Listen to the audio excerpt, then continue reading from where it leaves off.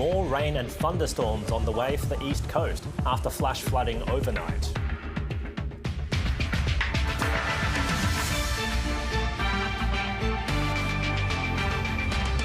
Another deadly day. At least 70 people killed in a strike on a refugee camp in central Gaza, while celebrations are cancelled in Bethlehem.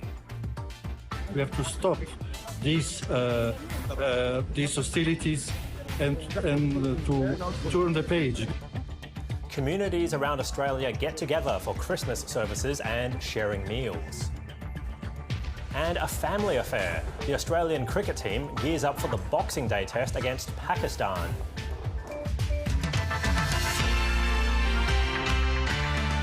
Hello and welcome to ABC News. I'm David Chau. State emergency service crews are on standby for more bad weather as the cleanup continues after thunderstorms lashed the east coast. Very severe storms with large hail and heavy rain are expected across parts of New South Wales. Our reporter Sean Goodwin joins us now from Sydney. Sean, what's the latest? Well, David, it may still look like a sparkling Christmas day here at Sydney Harbour, but the forecast for a lot of the east coast of Australia is a very different story today. For a large band of the interior east coast from central parts of southern Queensland through New South Wales right through to northern Victoria, there's a severe thunderstorm warning in place. Now, that means damaging winds, hailstones and heavy rainfall for a lot of those areas. Now, this comes after a storm cell in New South Wales last night led to the New South Wales State Emergency Service receiving more than 500 calls for assistance due to things like flash flooding and damage from that storm cell. They spoke a little bit earlier today about the ongoing risk.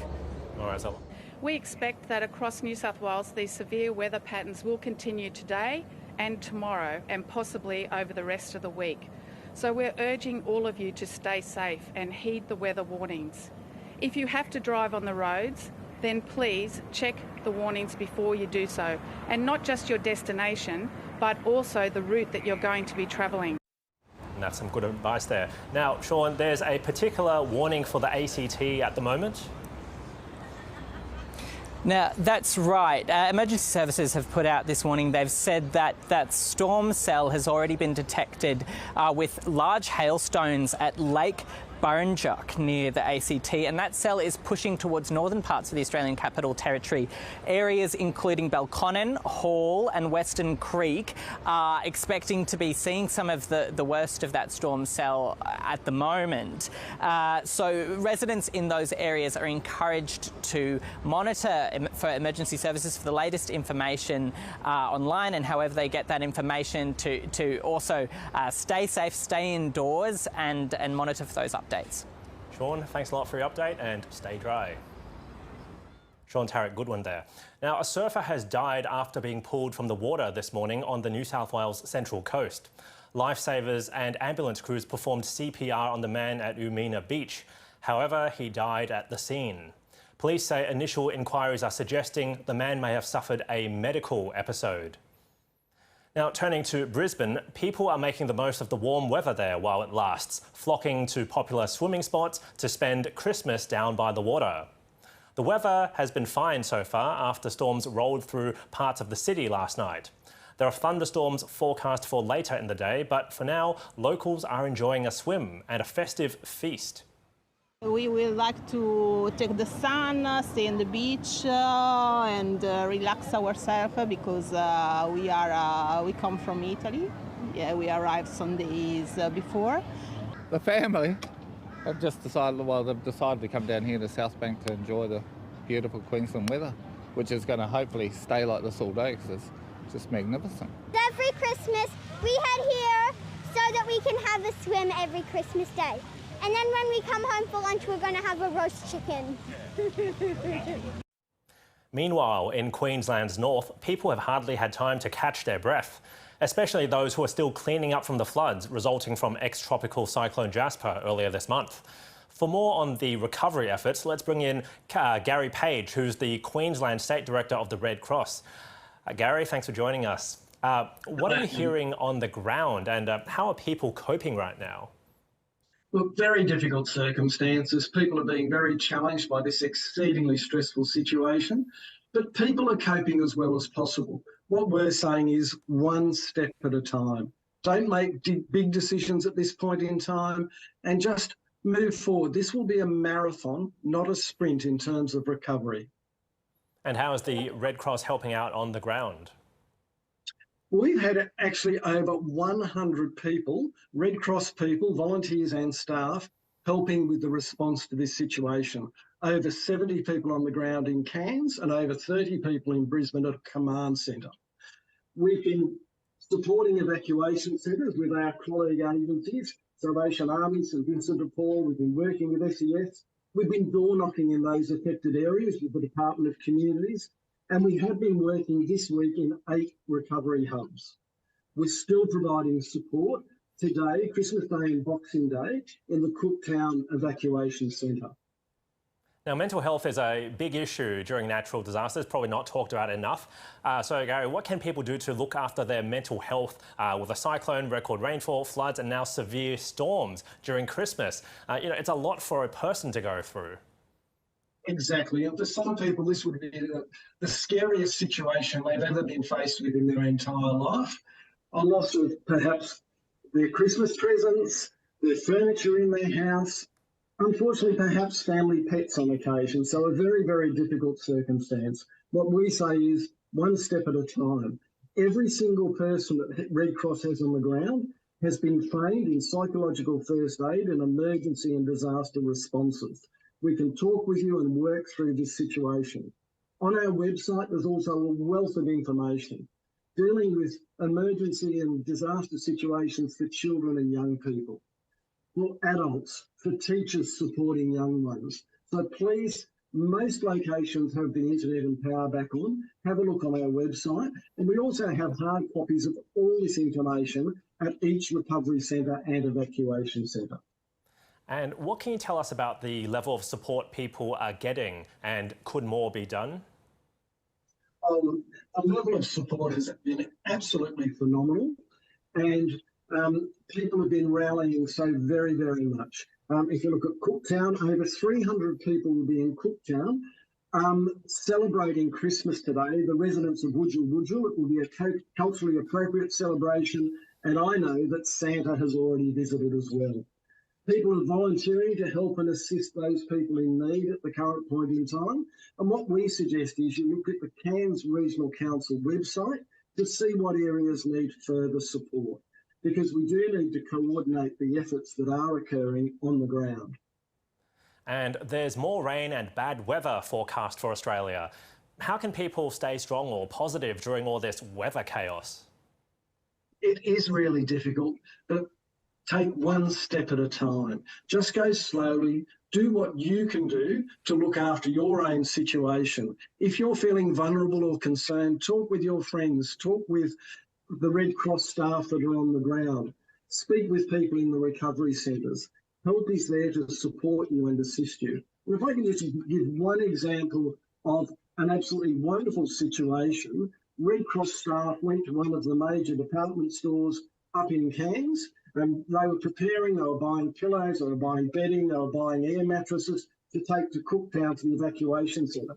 Then they got a call saying their helicopter transport was ready. We said we would leave the trolleys there and come back in a little while and pick them up.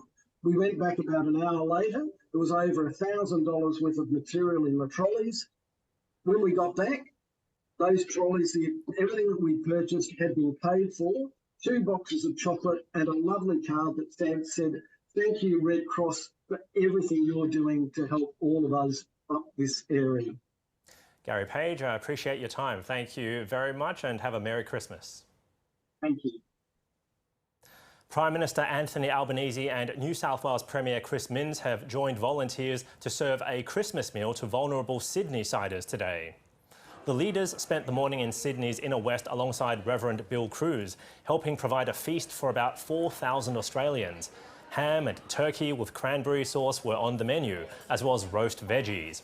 Santa paid a visit, helping gift presents to hundreds of children in attendance. The Bill Cruz Foundation hosts the free lunch every Christmas for disadvantaged Australians.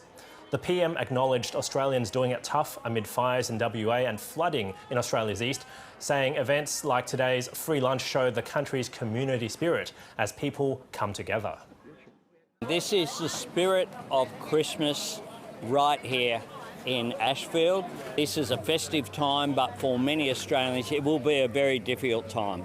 And it's been a time where we've seen the best of the Australian character that always comes out at the most difficult of occasions.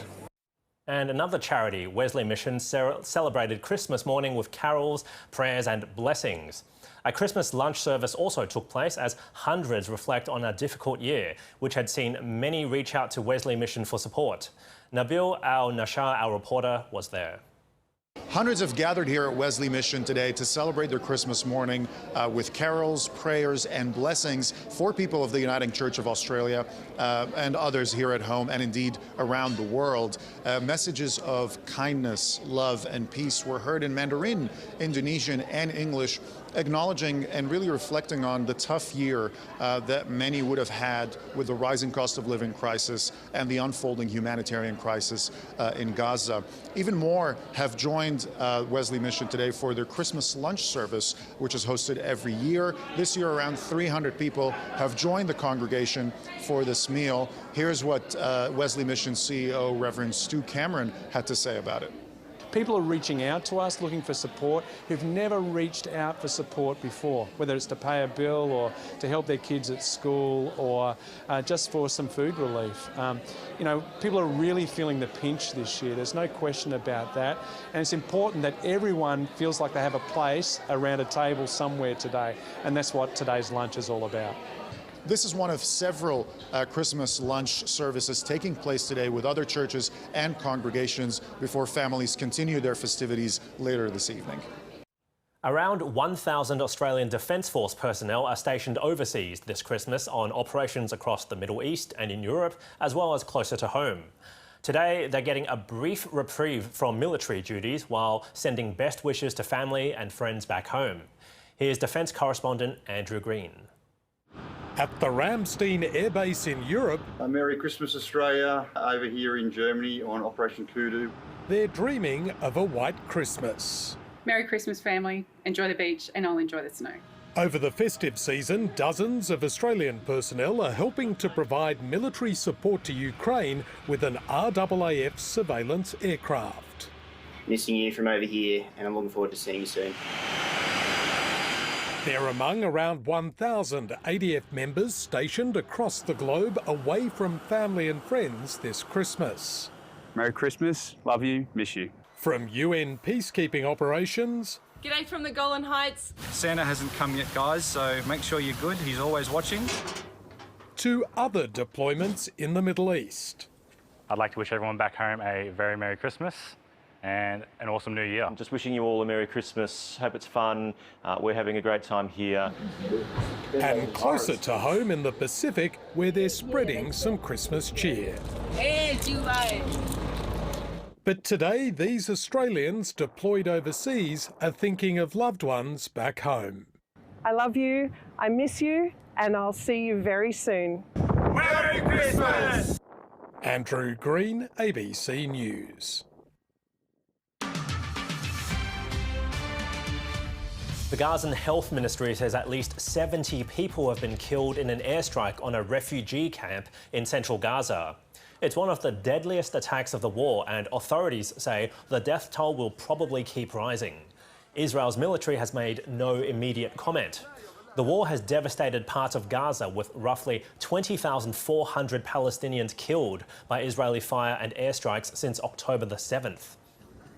Israeli Prime Minister Benjamin Netanyahu says his country's forces will continue their ground campaign in Gaza despite recent losses. More than a dozen Israeli soldiers have been killed in Palestinian territory in recent days. But Mr. Netanyahu says Israel will keep fighting until it achieves total victory against Hamas. The war has a price, a very heavy price in the lives of our heroic fighters, and we do everything to protect the lives of our fighters. But one thing we will not do, we will not stop until we achieve victory.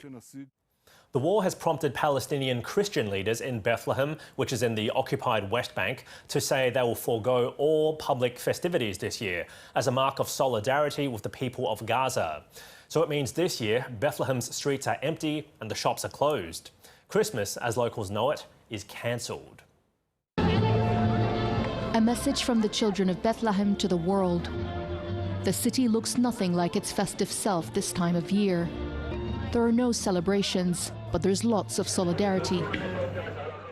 The Latin Patriarch of Jerusalem, Pier Battista Pizzaballa, made a point of entering the Church of Nativity wearing the traditional black and white checkered Palestinian scarf. There is no atmosphere of feast because we are in a war, a terrible war, and we are here to pray, but also tonight to ask not just for the ceasefire. Ceasefire is not enough. We have to stop these hostilities and to turn the page, because violence generates only violence. On days like this, Jaudat and his father would have been talking about Christmas preparations. Not this year. Jaudat's family is stuck in northern Gaza. He tries to reassure his father that he'll make it out alive and that they'll be together again. But his dad is overcome with grief.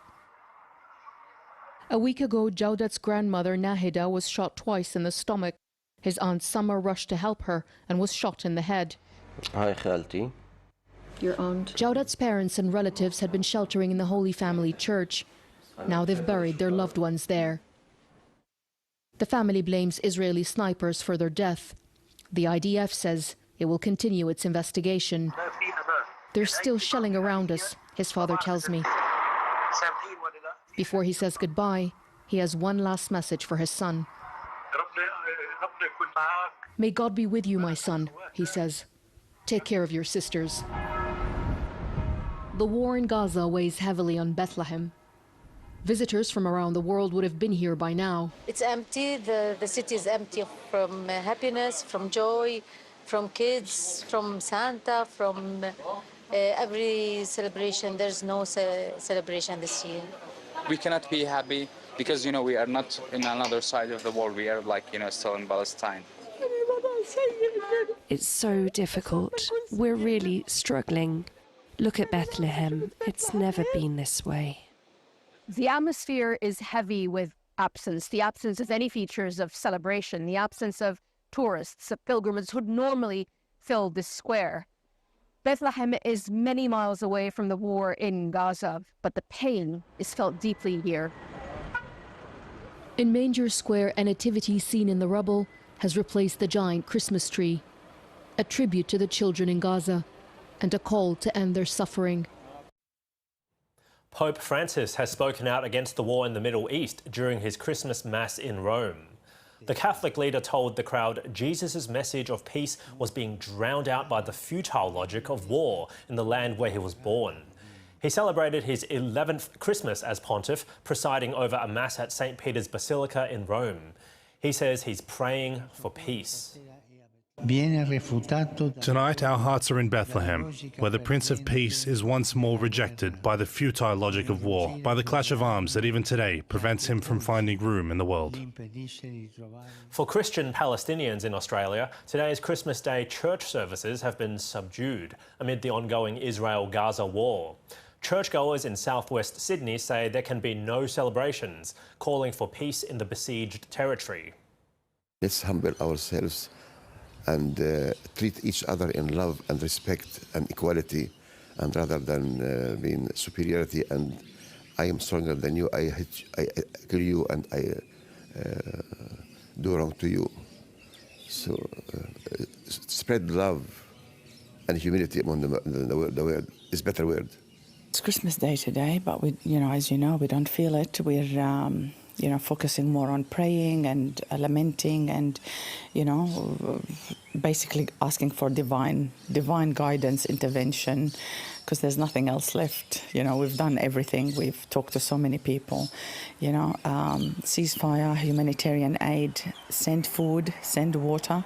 It's simple.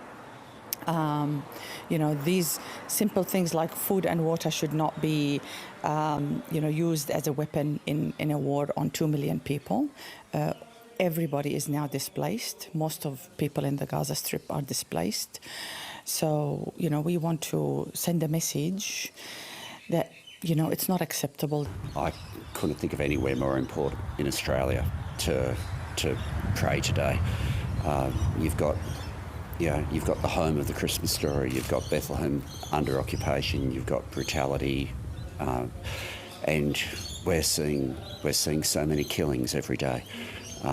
And so, at a time where it's a feast day that's meant to be spreading peace and love, I can't think of a community in Australia that needs it more. Iran has denied US accusations that it's been involved in planning attacks by Yemen's Houthi rebels on ships in the Red Sea. In recent weeks, the group has launched a series of drone and missile strikes on vessels linked with Israel over the conflict in Gaza.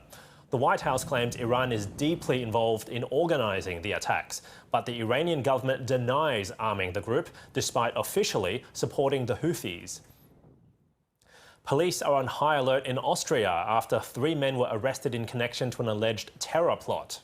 The men were allegedly part of a cross-border Islamist terror network which discussed plans for Christmas attacks in Vienna, Cologne and Madrid. Prosecutors say Cologne Cathedral and a church in Vienna were considered as targets. Beijing has broken its record for hours of sub-zero temperatures in December. According to Chinese state media, a weather observatory in Beijing has recorded more than 300 hours of below freezing temperatures since December the 11th. Northern parts of the country have experienced record-breaking cold weather this week, with some areas hitting minus 40 degrees Celsius. British police have arrested a second man over the theft of a work by the street artist Banksy in southeast London.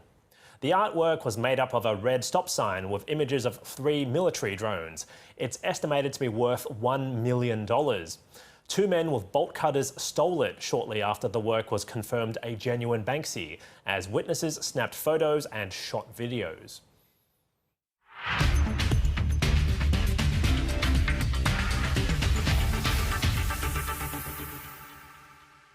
The Australian cricket team has spent the morning training with their family ahead of the Boxing Day test against Pakistan. Captain Pat Cummins has confirmed the team will remain unchanged, keeping with the same lineup as the series opener in Perth earlier this month. Rain and a possible storm are predicted for Boxing Day, with the weather set to clear as the days go on. However, Cummins says the conditions are still favourable. It looks really good. Fair bit of grass. Probably a little bit harder and not as green as last year, knowing that it was potentially going to be undercovers today and for a little bit tomorrow maybe. So, yeah, we'll see how it plays, but it looks like a really good wicket. Santa has sailed into Sydney Harbour this morning, spreading Christmas cheer to sailors ahead of the Sydney to Hobart yacht race. Reporter Courtney Barrett-Peters has the details. Santa has caused quite the scene here at the Cruising Yacht Club of Australia ahead of the Sydney to Hobart race tomorrow. Arriving in a sleigh of a different kind, the big man himself and his rain dog Rudolph handed out Australian-inspired gifts to international sailors aboard US boat Lenny and New Zealand boat Allegress. It is expected to be a difficult race for many, with the Weather Bureau forecasting a chance of thunderstorms caused by a low-pressure system off the southeast coast. But weather hasn't particularly worried these crews. In fact, they plan on enjoying their Christmas today the Aussie way, eating, drinking and being merry. We've got to just check the course on the plotter. I think there's one little sail job to do and then get things off ready for the truck in the morning. Oh, and Christmas lunch. If one thing is for certain, those aboard these yachts plan on sleighing all the way. Age is no barrier for a West Australian artist who has found great success as a sculptor at the age of 92. Margaret Beachy Rothery painted for most of her life, but a love of horses and trying new things has helped her find a new joy and recognition for her sculpting skills. This isn't just artwork, it's a model of a memory. When I look at this, I'm back as a 12-year-old again. Margaret began riding horses at 4. A year ago, her passion moulded into art. I was thrilled to bits when I got to this stage, never having actually done it. And he's so like the horse that I modelled him on. Having spent most of her life painting, Sculpting was the obvious next stroke. Her work is inspired by the many horses she's met during her 93 years. That's probably why I've got in here, why I can do this. Margaret was taught the art form by award-winning sculptor Kim Perrier. He says her passion shines through. And we built an armature and gave her some plasticine, which she'd never worked with before, and it was tremendous. A team is helping to turn Margaret's latest clay work to bronze.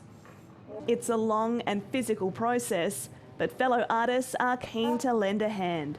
What's even more important is that she's doing them, and that in itself is fantastic. It's time to reveal the works. The end result is a sturdy reminder that age is no barrier. Kate Stevens, ABC News, Bridgetown.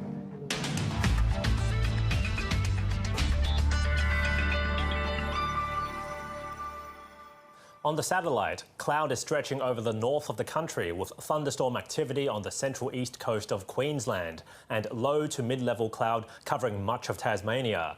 Troughs are bringing showers and storms over Queensland, New South Wales, Victoria and Western Australia, so a large chunk of the nation, while also drawing heat into the east and west.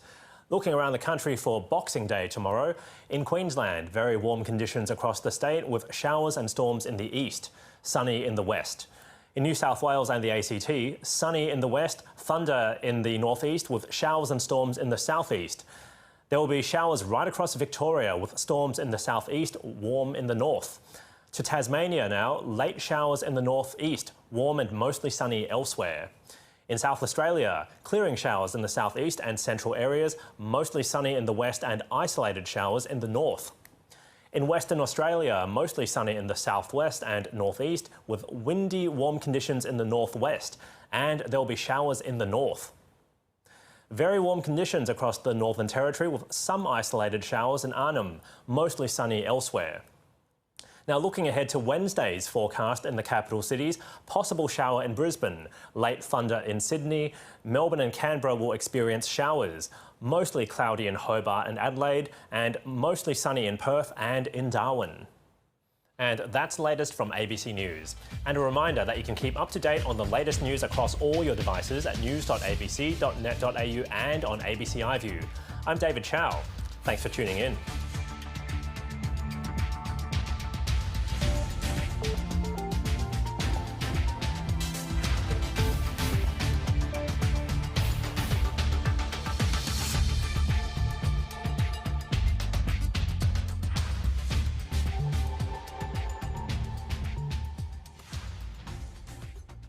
Stay